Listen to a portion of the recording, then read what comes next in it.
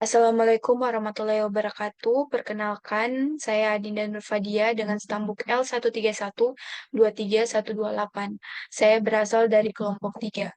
Pada kesempatan kali ini, saya akan menjelaskan tentang materi dari mata kuliah Ekonomi Sumber Daya Hutan dengan dosen pengampu Dr. Insinyur Hendra Pribadi Eshud MP dengan judul Memproduksi Hasil Hutan.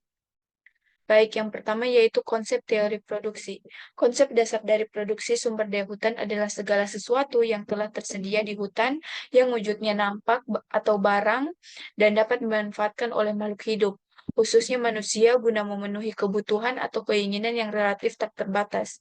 Sementara ketersediaan sumber daya hutan relatif terbatas. Oleh karena itu, dalam pemanfaatan produksi sumber daya hutan yang relatif terbatas tersebut, perlu ada pembaruan dan berkelanjutan. Lalu lanjut komponen dari faktor produksi itu ada 5. Yang pertama itu sumber daya alam, tenaga kerja, modal, teknologi, dan terakhir itu manajemen. Kemudian dalam konsep pemanfaatan sumber daya hutan itu diperlukan dua hal yang sangat penting. Yang pertama itu segala sesuatu barang, maksudnya itu sumber daya yang dapat diperbarui merupakan sumber daya yang tersedia di alam yang jumlahnya relatif banyak. Kemudian yang kedua itu kebutuhan dan keinginan.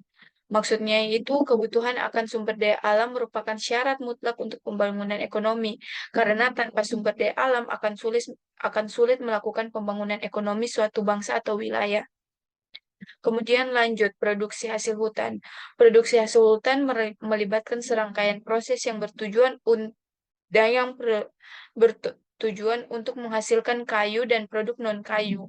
Memproduksi hasil hutan memiliki proses yang panjang. Yang pertama yaitu pemilihan spesies pohon dengan yang sesuai dengan kondisi dan tujuan ekonomi. Yang kedua, pengelolaan lahan. Yang ketiga, proses pemanenan. Dan yang terakhir itu pengelolaan hasil hutan. Kemudian sumber daya hutan memiliki peran yang sangat penting dalam perekonomian, baik di tingkat lokal, nasional, maupun global. Hutan menyediakan berbagai macam barang dan jasa termasuk kayu, hasil hutan bukan kayu, air, oksigen, serta jasa lingkungan. Selain itu, hutan juga berperan dalam penyerapan karbon, menjaga keseimbangan ekosistem, dan menyediakan lapangan kerja bagi masyarakat di sekitarnya. Kemudian produksi hasil hutan. Yang pertama itu ada penyedia kayu dan produk hutan. Hutan merupakan sumber kayu yang digunakan untuk industri seperti konstruksi, kertas, dan furnitur. Industri kayu memberikan lapangan pekerjaan bagi banyak orang dan menyumbang pendapatan negara dari ekspor. Sumber bahan baku non-kayu. Selain kayu, hutan juga menyediakan bahan baku non-kayu seperti rotan, getah, madu, dan tumbuhan obat. Produk ini dapat digunakan oleh masyarakat lokal atau dijual ke pasar yang lebih luas dan memberikan sumber pendapatan alternatif. Kemudian ada 3 tahap produksi. Yang pertama itu ada tahap persiapan, meliputi pemilihan lokasi, penanaman, dan perawatan tanaman, serta pemilihan spesies yang sesuai dengan lingkungan. Yang kedua itu tahap produksi, yaitu proses pertumbuhan pohon, termasuk pemeliharaan, pemangkasan, dan perlindungan dari hama untuk memastikan pertumbuhan optimal hingga saat panen. Kemudian tahap pemanenan dan pengelolaan, yaitu meliputi teknik pemanenan yang berkelanjutan dan pengelolaan hasil hutan menjadi produk siap jual dengan fokus pada peningkatan nilai tambah. Lalu fungsi biaya produksi. Yang pertama itu ada biaya tetap.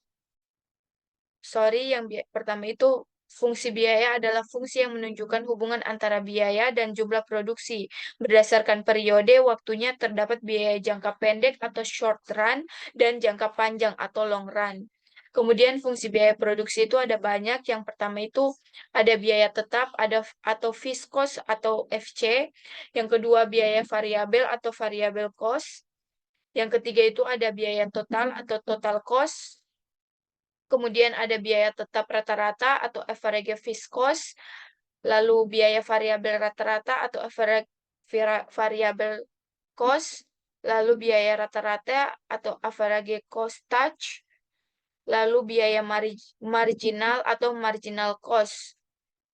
Kemudian biaya jangka panjang atau long run cost. Dalam biaya jangka panjang ini mengartikan Produsen dimungkinkan untuk mengubah jumlah semua input yang digunakan sehingga semua input termasuk input variabel biaya jangka pendek short run menggambarkan keadaan dengan FC tertentu, misalnya short run total cost. Jika menjadi tambahan investasi, fixed cost bertambah menjadi STC2 atau STC3 dan seterusnya.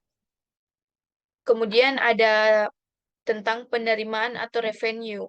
Penerimaan adalah perkalian antara produksi yang diperoleh dengan harga jual dari produksi yang bersangkutan.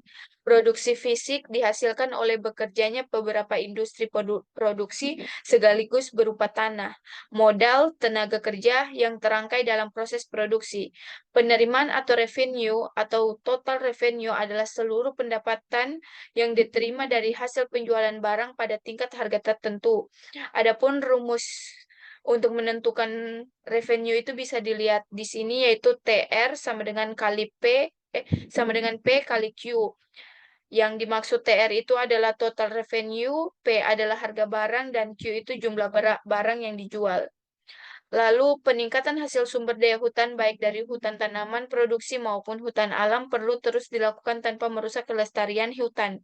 Hutan rakyat perlu dikembangkan melalui penyediaan bibit bagi hutan yang baru dipanen. Di samping itu, bagi perusahaan dan rakyat yang memanfaatkan hasil hutan, perlu melakukan pengamanan kayu dan keharusan untuk melakukan reboisasi. Seluruh pengelolaan hutan tersebut harus diarahkan untuk mencegah kerusakan dan menjaga kelestarian hutan. Kemudian pembahasan suatu konsep produksi. Menurut pokok dalam perusahaan, biaya dapat digolongkan menjadi 3 kelompok. Yang pertama itu biaya pemasaran, yang kedua biaya administrasi, dan yang terakhir itu biaya produksi. Kemudian kami membahas tentang pembahasan suatu penelitian konsep produksi. Kajian dalam model pengelolaan sumber daya hutan dengan melibatkan masyarakat desa hutan yang dilakukan di era tahun 2000-an menemukan bahwa ada beberapa kelemahan dalam program pembangunan masyarakat desa hutan. Yang pertama itu ada sistem agroforestry yang dilakukan oleh petani pada saat itu belum layak secara sosial ekonomi. Tingkat kesejahteraan masyarakat sekitar hutan yang terlibat dalam pengelolaan hutan belum mampu meningkatkan pendapatan rumah tangganya. Kontribusi petani yang bekerja dalam program PMDH belum memberikan peningkatan kesejahteraan yang signifikan terhadap pendapatan keluarganya. Lalu yang kedua, bantuan sosial ekonomi yang dilaksanakan pada saat itu belum efektif menyentuh kelompok sasaran atau petani. Kucuran dana dari pihak swasta melalui pemerintah desa untuk kelompok petani pada saat itu belum dapat digunakan secara produktif dan efektif. Lalu yang terakhir dalam mengelola program PMDH, stakeholder yang menangani model pengelolaan sumber daya hutan seperti Dinas Kehutanan atau Dinas Kehutanan Perhutani masih bekerja sendiri atau one man show, serta belum dapat bekerja sama secara integritas dengan lembaga atau instansi sektoral yang lain. Baik, sekian penjelasan dari saya. Lebih dan kurangnya saya mohon maaf. Wabillahi taufiq wal hidayah. Wassalamualaikum warahmatullahi wabarakatuh.